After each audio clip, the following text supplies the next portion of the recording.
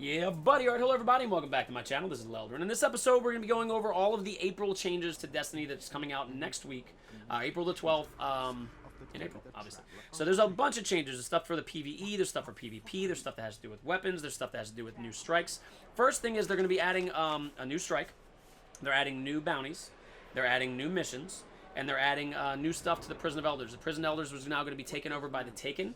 And there will be new bounties that are you have to do per week for the Prison of Elders, and it's group based. So if you go in there with a group, you have to get like X amount of precision kills, and you can get like really cool stuff, really cool like legendary gear. If you remember the Queen's gear, they updated that stuff. They also added a winter run, the winter run Kell, the winter Kell is going to be a new boss. He's actually a Taken boss, which I'm actually kind of excited about because I liked killing that son of a like that was a really fun strike. So I'm kind of excited about killing him again. Now they're also adding a couple weapon changes. They're going to change the way you do PvE and PvP. Now the first of these have to do with all weapons across the board. Okay, so what they're trying to do is just balance things out again, and I actually kind of agree with some of the changes. So the first thing and the first weapons that they're going to be changing is going to be auto rifles. So what they're doing to just like highlight what I'm talking about.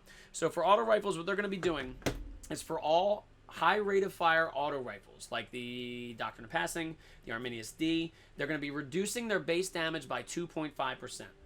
The second weapon type they're going to be changing for auto rifles is the low rate of fire. So like the Suros Regime, the Answering Chord, Anguish of Drystan, they're going to be increasing their base damage by 2.3%.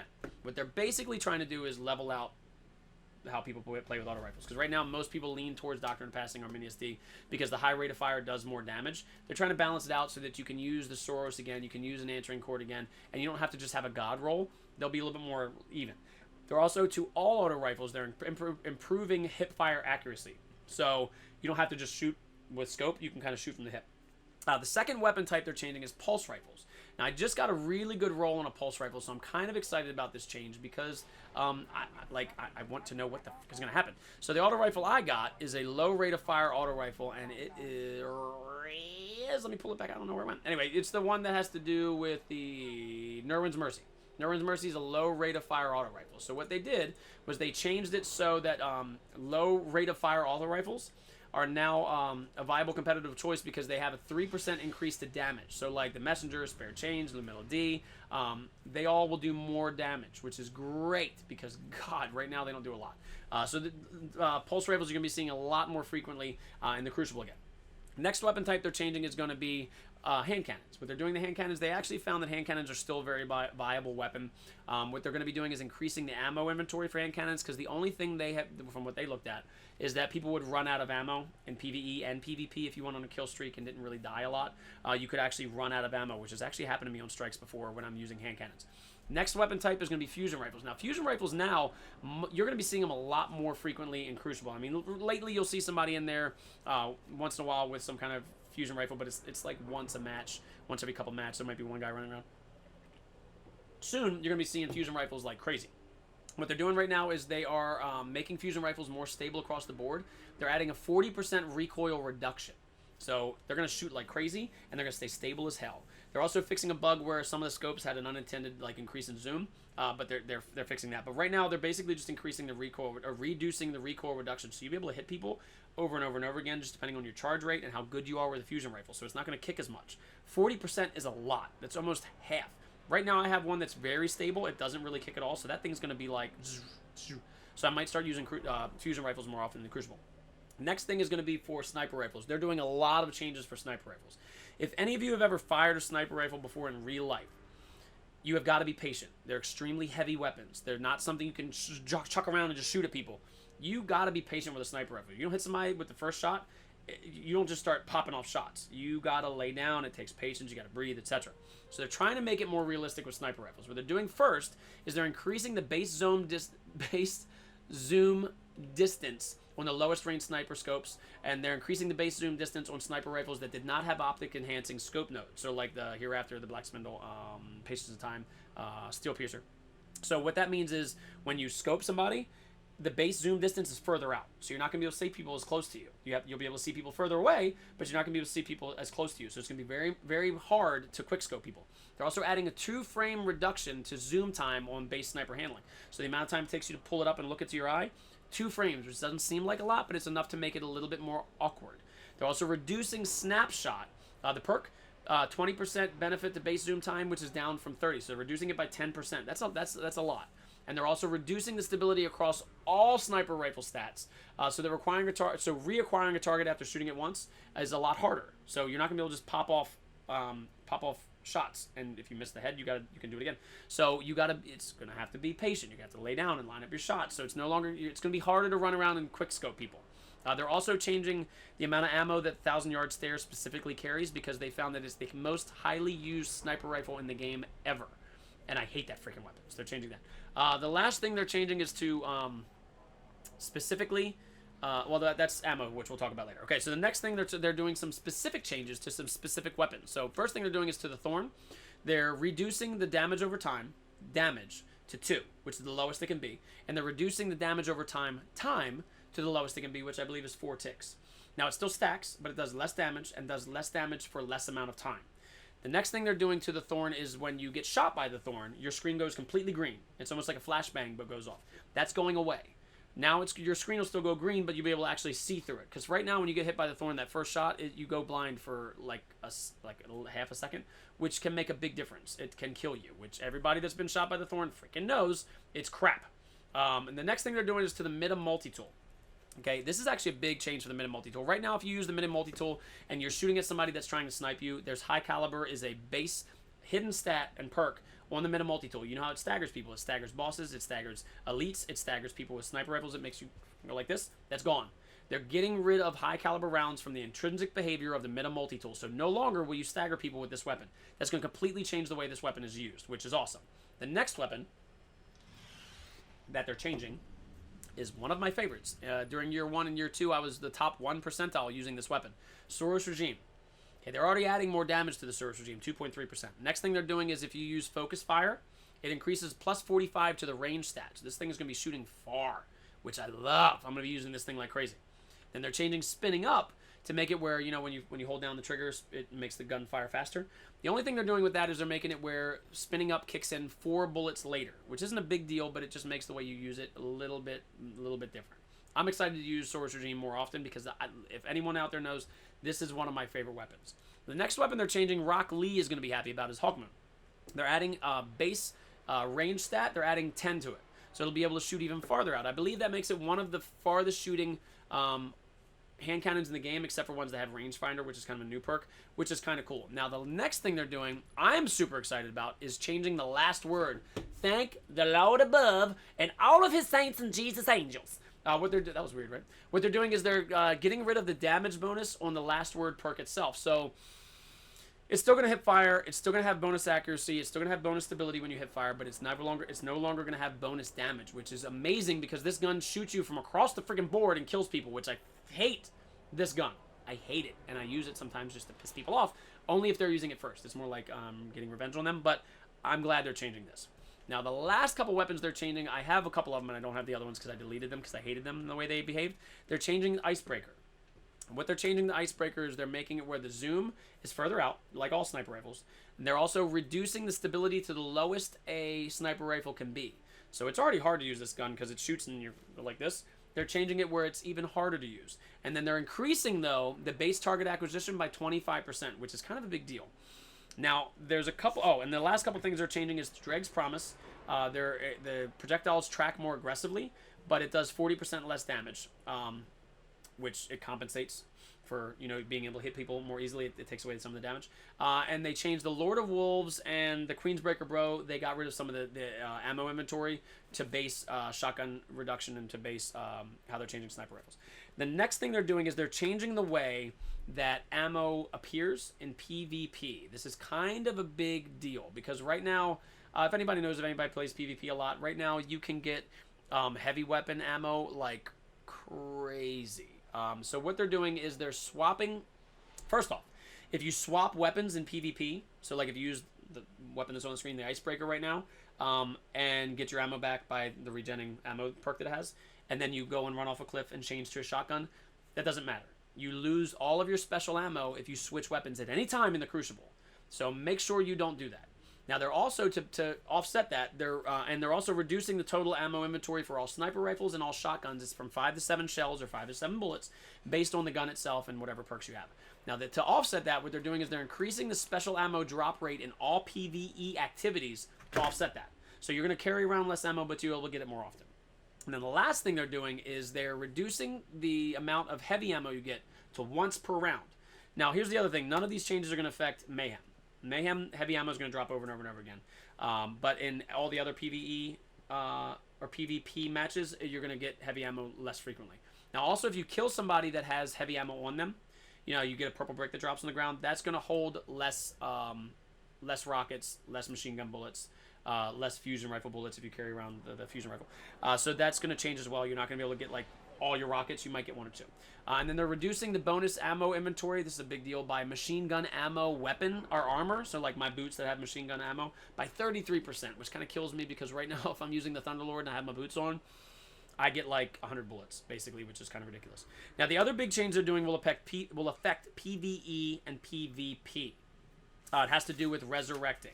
So what they're doing first is they're making it harder to revive people. You have to be a lot more strategic about how you revive people. No longer will you be able to run through somebody with the Light Beyond Nemesis and revive them as you're sprinting through their body. And the way they're doing that is they're decreasing the revive radius around a corpse, and they're also increasing the amount of time it takes to revive somebody by 0.25 seconds. So you'll have to actually stop and revive somebody. Now, right now, also, when you die, in 5 seconds of PvP, you can be revived. And then if you die again, it goes to 10 seconds. And then it goes to 15 seconds if you keep dying. They're increasing that to 7 seconds, and then 14 seconds, and then 21 seconds. So it's a 7-second modifier. They're basically adding 2 seconds, 4 seconds, and then 6 seconds. So you were going to have to take your time. You're going to have to really plan out how you're reviving people. Now, to kind of offset that, they're going to change the invincibility to where it pretty much kicks in right as you get revived. Like right now, when you get revived, you can still take a crap ton of damage immediately, and then the shield goes up depending on your connection. Right now, you're pretty much going to be invincible for like a little bit faster, which is actually kind of cool. But they're also reducing the revive perk on armor, Crest of Alpalupi, the Light Beyond Nemesis, etc., by 10%. So you're going to have to really be prepared. When you do PvP after this coming Tuesday, you're going to have to really pick and choose when you revive your friends, because it's going to be a lot harder to do. What else we got? Okay, so the other things they're doing is they're adding, like I said before, they're adding new missions, new bounties. They're adding 41 to Prison of Elders. They're adding the Taken to the Prison of Elders. They're adding the Winter Kell to the Prison of Elders. They're increasing vault space by 1 page on each vault page, which is amazing for me because right now I have 55 or 6 exotic engrams to open for you guys. So it's going to go from 72 to whatever, 1 more page. So you'll have a 3rd page on all of your armor, all of your weapons, and all of your general tabs, which I only have, it'll be a 2nd page on this. I haven't even filled this damn thing up. So that one's not a big deal for me. Now, the last couple things we have is they're adding a new way to get 335 weapons and gear. It's called the Sterling Treasure Chest. The Sterling Treasure Chest, no, I'm sorry. That's a lie. You'll be able to get 335 weapons and gear from doing the 41 Prison of Elders, from doing the Crucible, from doing Iron Banner, from doing Trials of Osiris, from doing the raids. There's going to be a lot more ways to get 335 gear. Like right now, you have to get super lucky in Iron Banner or in the Crucible to get 320 gear, or you have to do the raid. Right now, after Tuesday coming up, you'll be able to get it from way more different activities. They're trying to make it where you don't have to go on the raid. You don't have to make it to Mercury to get to 335. You just have to play the game. It's still going to be RNG, which everybody loves, but there's more opportunity to get 335 gear. Now, going back, they're adding a new thing called the Sterling Treasure Chest to the game. The Sterling Treasure Chest will contain basically cosmetic gear and cosmetic, they're called chroma, which adds like neon effects to your armor and weapons, and Taken gear that you can get out of the Sterling Treasure Chest, and then a Taken emote, which makes you kind of do the Taken twitch. That was pretty good, right? Let's do it again. Like that, which you will only be able to get once you get a full set of Taken armor on your character. Now, this is going to be cosmetic gear, so it'll probably start at a really low light level, just like the SRL gear did, but here's the other big change. They're making it where when you infuse a piece of gear, so let's say, as an example, let's say I use this helmet, this one, it's 280. And let's say I get a 335 helmet, and I love my 280 helmet, and the 335 one's just ugly as crap, or it has really crappy stats on it. the piece of armor that you're infusing will now immediately go to the light level of the piece of armor that you're infusing it with. So right now, if I take a 280 helmet and I infuse it with a 320 helmet, I'm lucky if I get like 306. After Tuesday, if you take a level 1 helmet and you infuse it with a level 335 helmet, that level 1 helmet goes to 335 immediately. Same thing happens for weapons. Same thing happens for all your ghosts. Same thing happens for your cloaks and everything else. So make sure you're keeping your 320 gear, even if you hate it, so you can infuse any new gear you might get that you freaking know and love or think is beautiful. And that's a huge change, and thank God, because right now it's like praying to get a really cool piece of gear up to 320. It's a freaking nightmare. Now, one negative thing, okay, these Sterling treasure chests, the way you get them with the new cosmetic gear is from each week after reset, you can get one from the Postmaster. You can get one from doing the level 41 Prison of Elders. You can get them from doing the weekly Crucible. And then you can buy them from Tess Everest in the Eververse. Now, a friend of mine brought up a really good negative aspect of that, buying them from Tess Everest. As you know, you could buy the SRL racing gear and Sparrows from over here at Tess Everest. And you can buy silver from the PlayStation Store for real money. Now, here's what I'm hoping. I'm hoping the cosmetic gear, when you get it, has a randomly generated stat pool. So I'm hoping, just like now when you get an exotic engram, you can get a helmet that has only intellect. Or you can get a helmet that has intellect and strength. Or you can get a helmet that has intellect and discipline. You can get a helmet that has only discipline. I'm hoping that's what happens with the Sterling Silver chests. Because if it doesn't, a friend of mine has a good point. If they all have static statistics on them. So let's say the helmet for the Hunter is always this one here. No, this one here. It's always intellect 55, strength 37, bonus energy on grenade kills, and replenish health when you pick up an orb. That's kind of a god roll for a Hunter if you like to use your grenades and you have the Ahamkara's Spine and you're a gunslinger. Because honestly, the only way it would be better is if it had discipline on it. But because you gain bonus super energy on grenade kills, and I have 2 grenades, and I replenish health when I pick up orbs, that's your playstyle, you just got to use real money to buy that helmet. And that's not really fair. So I'm hoping that the Eververse and the Sterling treasure chest items are randomly generated statistic items rather than than standard-based statistics. I'm really hoping they do that. So leave a comment down below on what you think of that. Now, their last thing is going to be for my PlayStation buddies only. If you remember the Sublime Engrams, that's coming back. They're adding PlayStation exclusive Titan armor, which I'm showing right now. I like that set of armor. I think it's really pretty. They're adding Hunter exclusive armor, which I'm showing right now, and I think that's ugly as hell. And they're adding Warlock exclusive armor, which I think is kind of cool looking. The last thing they're adding for the PlayStation that's going to be exclusive is an exotic sniper rifle, which I'm not very excited about. It has Firefly, I believe, on it, but the way that they're reducing sniper rifles right now, it's up in the air. If you're disappointed about that and you're one of my Xbox friends, leave a comment down below on how that makes you feel. Then let's open a discussion about that. But so that's some of the changes that are going to be going on in Destiny. Right now, I'm really excited about next Tuesday because first off, I have 55 exotic engrams to open. One thing they didn't mention is the exotic items that have been data mined that haven't come out yet. Like there's a Warlock arms, Warlock legs, Titan arms, and I think another pair of Titan legs that haven't been introduced to the game yet. I'm hoping they're going to quietly introduce those as well on this coming Tuesday, because you remember the last pieces of armor, the Titan chest, and there was one other piece, they didn't really say anything about it. They just kind of released it. So I'm hoping that's what happens here, because I have so many exotic engrams to open for you guys. I really hope I get some new gear to show you guys. So that's all of the changes that I know of that are happening in Destiny coming next Tuesday, the 12th, to all of you and all of me in Destiny. So make sure you leave some comments down below about what you think about these changes. If you're excited about these changes, what some of the things you really want to see come out in Destiny, and let's open a discussion. But until next time, this is Lelldorin signing off. Be sure to join me every single day at the same Lelldorin time, the same Lelldorin channel, and every Monday for my live stream. And make sure you check out the comments down below in my little info area, because I'm going to be leaving a lot of this in there for you to read in case you're a visual learner. There's going to be links down below. But until then, get out of here, guys. I got more stuff to do for you. I'll see you again soon. Bye.